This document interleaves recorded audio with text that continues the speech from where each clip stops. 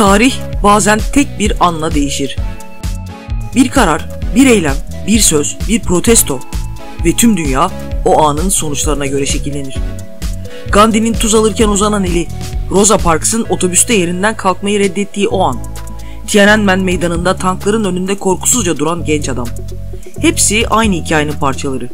İnsan ruhunun adaletsizlik karşısında sessiz kalmayı reddettiği anların hikayesi. Bu videoda tarihe damgasını vuran, dünya tarihinin seyrini değiştiren ve nesillere ilham olan unutulmaz protesto anlarını hatırlayacağız. Bedeller ödendi, acılar çekildi. Ama her biri insanlık tarihinde silinmez izler bıraktı. İşte karşınızda dünya tarihinin en ikonik protesto gösterileri.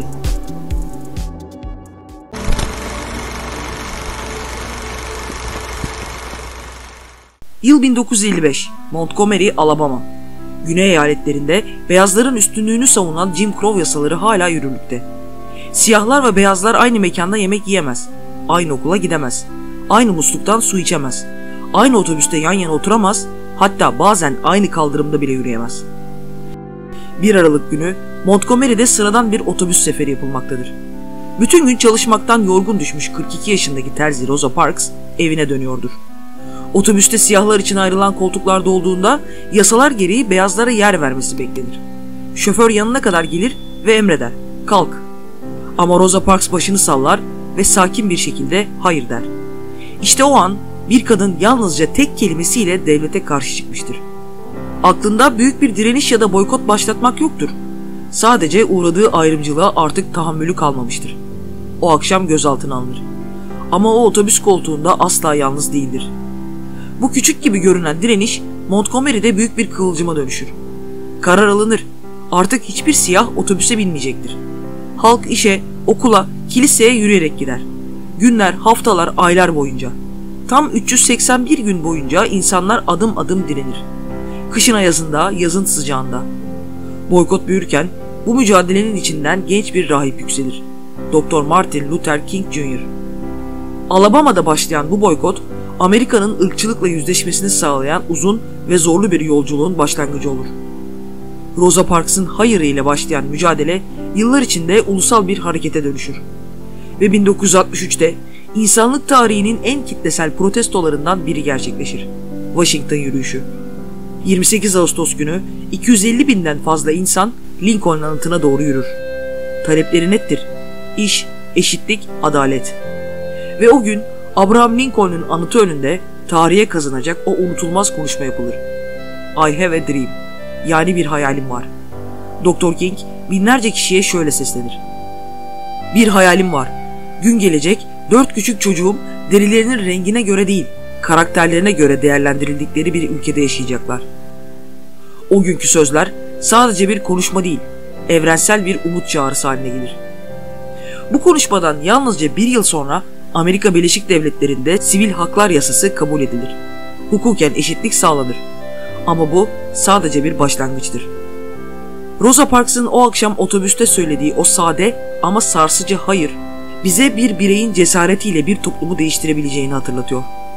Çünkü bazen tarihi değiştirmek için gereken tek şey, adaletsizliğe karşı dimdik durabilmektir.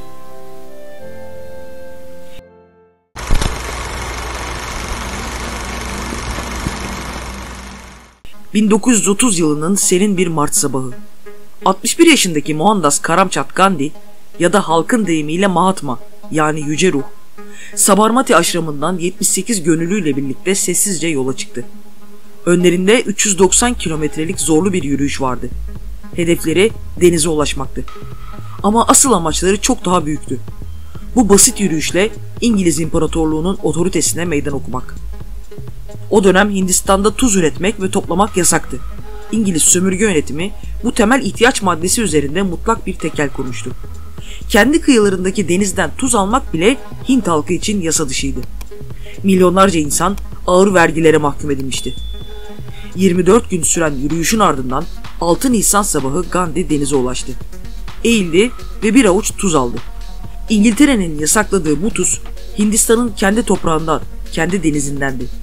Ve işte o an dünya tarihine geçti. Bu sade hareket bir imparatorluğun temellerini sarstı. Gandhi fiziksel güce değil, ahlaki üstünlüğe inanıyordu. Önce seni görmezden gelirler. Sonra sana gülerler. Sonra seninle savaşırlar ama en sonunda sen kazanırsın. O işte bu inançla yürüdü. Yüz binlerce kişi tutuklandı, dövüldü, hapsedildi. Ama karşılık verilmedi. Çünkü Gandhi'nin yolu şiddetsiz direnişti. Onun sayesinde Hindistan yalnızca bağımsızlığını kazanmakla kalmadı.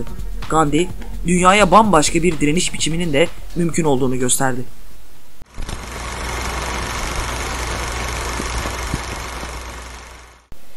...1960'ların ortalarında Güneydoğu Asya'nın uzak ormanlarında başlayan bir savaş, Amerikan sokaklarını adeta ateşe verdi. Çünkü Vietnam Savaşı sadece haksız bir askeri müdahale değil, bütün bir neslin vicdanını sorgulatan ahlaki bir kriz olarak tarihe geçti. Her akşam televizyon ekranlarına yansıyan görüntüler, napalm bombalarından kaçan çıplak çocuklar, yakılan köyler, yere yığılan siviller, Amerikan halkının vicdanında ağır yükler bıraktı. Başta üniversite kampüslerinde başlayan protestolar kısa sürede milyonları kapsayan ulusal bir harekete dönüştü. Washington'dan San Francisco'ya, New York'tan Chicago'ya kadar sokaklar barış sloganlarıyla doldu. Gençler, öğrenciler, sanatçılar, hatta savaş gazileri bile tek ses oldu. Savaşa hayır. Ve sonra 4 Mayıs 1970, Ohio'daki Kent State Üniversitesi'nde barışçıl şekilde protesto yapan öğrencilere ulusal muhafızlar ateş açtı. 4 öğrenci hayatını kaybetti, 9 öğrenci yaralandı. Bu trajik olay tüm ülkeyi sarstı. Savaş karşıtı hareket daha da büyüdü. Bir başka tarihi ansa 21 Ekim 1967'de yaşandı. Pentagon'un önünde toplanan 100 binden fazla kişi savaşın kalbine yürüdü. Bir genç silahlı askerlerin önüne geçti ve tüfeklerin namlularına çiçekler yerleştirdi. İşte o an çekilen fotoğraf Vietnam karşıtı protestoların sembolü haline geldi. Sonunda milyonların kolektif çığlığı ve barış arayışı yalnızca savaşın seyrini değil, protesto kültürünü de değiştirdi. Bugün bile Vietnam Savaşı karşıtı direniş tüm dünyada barış hareketlerine ilham vermeye devam ediyor. Tarih bazen karışık, bazen sisli olur. Biz de bu sisin içinden gerçek hikayeleri çıkarmaya çalışıyoruz. Eğer sen de gerçekleri merak ediyorsan abone olmayı unutma. Hadi devam edelim.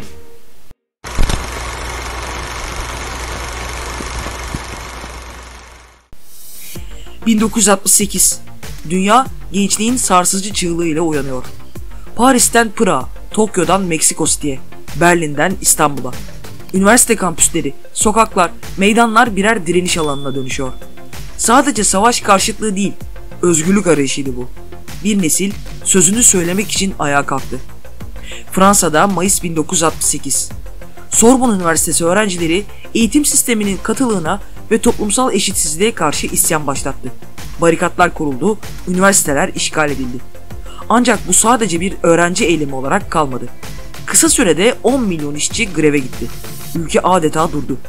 Paris'in duvarlarına yazılan sloganlar yeni bir çağın manifestosuydu. Gerçekçi ol, imkansızı iste. Yasaklamak yasaktır. Hayal gücü iktidara. Aynı yıl Çekoslovakya'da özgürlük umudu yükseliyordu.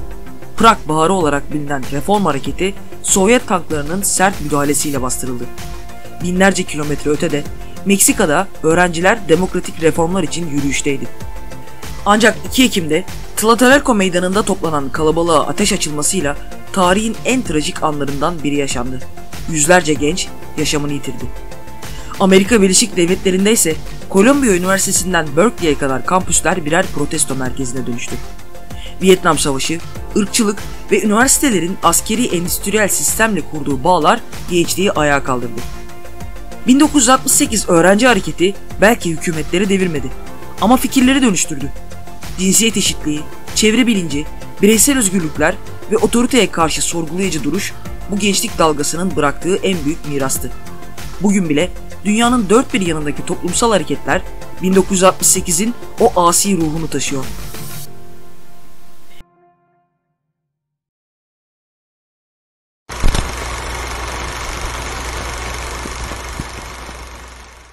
...1948'de resmen başlayan apartheid rejimi Güney Afrika'yı derin bir karanlığa sürükledi. Siyahi çoğunluk kendi topraklarında ikinci sınıf insan muamelesi gördü, temel hakları elinden alındı, özgürlükleri kısıtlandı. İşte bu zulme karşı genç bir avukat doğdu. Nelson Mandela. Başlangıçta Gandhi'nin şiddetsiz direniş yolunu benimsedi. Ancak baskı arttıkça Mandela da mücadelede daha kararlı ve radikal adımlar attı. 1964 Rivonia duruşmasında tarihe geçen savunmasını yaptı. Özgür ve demokratik bir toplumda herkesin uyum içinde ve eşit fırsatlarla yaşadığı bir ideal için yaşadım. Gerekirse bu ideal uğruna ölmeye hazırım. Bu sözlerin ardından ömür boyu hapis cezası aldı. Robben adasında geçirdiği 27 yıl onu kırmak bir yana dünyada özgürlük mücadelesinin simgesi haline getirdi. 1980'lerde ise baskılar uluslararası boyuta taşındı. Mandela'ya özgürlük kampanyaları tüm dünyada yayıldı. Sporcular, sanatçılar, ülkeler birleşti. Güney Afrika'ya karşı ekonomik ve kültürel yaptırımlar arttı. 11 Şubat 1990 tarihinde dünyada milyonlar televizyon başındaydı. Mandela 27 yıl sonra özgürlüğüne kavuştu. Yumruğunu göğe kaldırdı ve sadece Güney Afrika'nın değil, tüm dünyanın özgürlük simgesi oldu.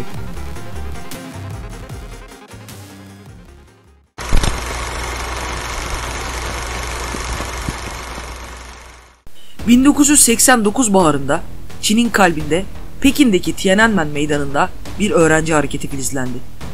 Başlangıçta Reformcu Komünist Parti lideri Hu Yaobang'ın ölümünü anmak için toplanan öğrenciler kısa sürede daha geniş taleplerini dile getirmeye başladılar. Demokrasi, ifade özgürlüğü, yolsuzlukla mücadele ve politik reformlar. Nisan ayından itibaren meydanda toplanan kalabalık her geçen gün büyüdü. Öğrencilere işçiler, aydınlar ve sıradan vatandaşlar da katıldı. Mayıs ortasına gelindiğinde Sovyet lideri Gorbaçov'un Çin ziyareti sırasında uluslararası basının gözü önünde 1 milyondan fazla insan Tiananmen Meydanı'nı doldurmuştu.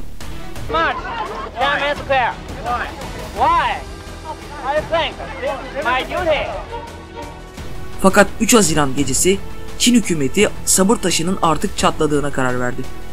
4 Haziran sabahı devletin gözünde çoktan büyük bir tehdit haline gelmiş olan meydana tanklar ve silahlı askerleri yığdılar. Meydan tamamen kuşatılmıştı. Silahsız protestoculara karşı ateş açmaktan da geri durmadılar. Resmi rakamlara göre birkaç yüz, bağımsız kaynaklara göre ise binlerce kişi Tiananmen Meydanı'nda hayatını kaybetti. İşte tam o gün sadece birkaç fotoğrafçı dünya tarihine geçen müthiş bir anı belgeledi. Bir adam, adı bilinmeyen, hikayesi sır olan bir adam. Ellerinde alışveriş poşetleriyle ağır ağır yola çıktı. Ve tek başına dev gibi tankların önünde dikildi. Tanklar durdu, adam bir adım sağa gitti. Tanklar döndü. Bir adım sola, tanklar yine döndü. Sanki bir insan bir devleti durduruyordu. Kimdi bu adam? Hiç kimse bilmiyor. Ama o gün, o an dünyanın hafızasına kazındı. Bu sadece bir protesto değil, çaresizliğe karşı insan iradesinin en saf haliydi. Ve o an insanoğlunun kolektif belleğine silinmeyecek bir şekilde kazındı.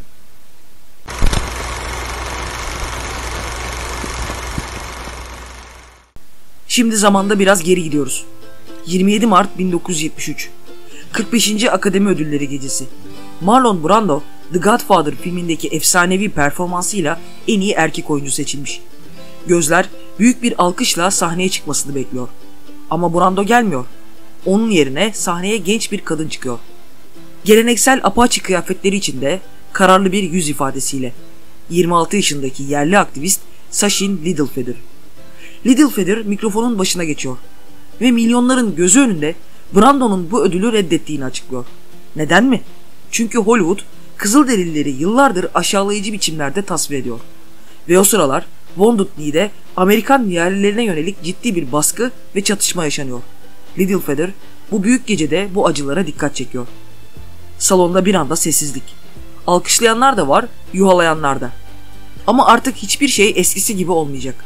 Bu sadece birkaç saniyelik bir konuşma değil. Amerikan televizyon tarihinde milyonlara ulaşan ilk yerli hakları protestosu. Bu cesur çıkış sadece Oscar tarihine değil, direniş tarihine de kazındı. İnsanlık tarihi boyunca adaletsizliğe karşı yükselen sesler hep vardı. Bugün birlikte hatırladığımız bu protestolarsa yalnızca tarihsel olaylar değil, kolektif hafızamıza kazınmış, dünyayı değiştiren anlar. Bu hareketler insan ruhunun özgürlük ve adalet arayışının en yalın, en cesur ifadeleri. Her biri kendi zamanının, kendi koşullarının içinde doğdu. Ama hepsinin ortak bir dili vardı. Cesaret, dayanışma, yaratıcılık ve değişime olan inanç. Bugün hala dünyanın dört bir yanında insanlar sokaklarda. hala seslerini yükseltiyor, hala adaletsizliklere hayır diyor. Ve bu mücadele insanlık var oldukça devam edecek. Bir videonun daha sonuna geldik.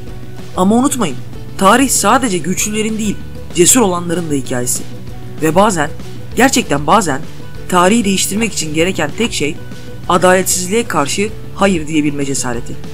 Puslu Tarih'te her videoda tarihin unuttuğu ya da bilinçli olarak unutturulmuş anların izini sürüyoruz. Bugün birlikte hatırladığımız bu protestolarda yalnızca tarihi olaylar değil, insanlık hafızasına kazınmış dönüm noktalarıydı. Eğer bu anlatı hoşunuza gittiyse ve bu tür içeriklerin devam etmesini isterseniz kanalımıza abone olmanız bizim için büyük bir motivasyon olur. Videoyu beğenmeyi ve ilgisini çekeceğini düşündüğünüz bir arkadaşınıza göndermeyi unutmayın. Yeni hikayelerde buluşmak üzere. Hoşça kalın.